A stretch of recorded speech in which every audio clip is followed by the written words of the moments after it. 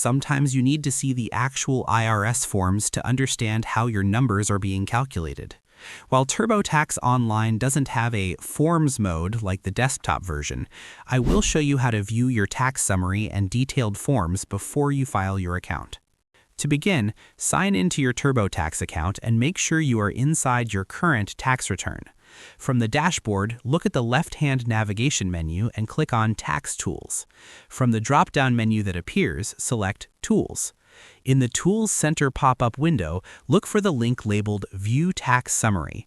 This will show you a high-level breakdown of your income, deductions, and credits. To see the actual lines of your 1040, look back at the left-hand sidebar. A new option will have appeared called Preview My 1040. Clicking this allows you to see the actual tax form entries as they currently stand. If you need to see all the supporting schedules and worksheets, you generally need to move further through the billing section. Once you've paid for the software, or if you're using the free edition and have reached the final stages, you can go to the tax home and select Print/Save for your records to generate a PDF of every form in your return. This is the best way to verify all entries and ensure there are no mistakes that could lead to penalties before you officially e-file. That's how you view forms in TurboTax Online.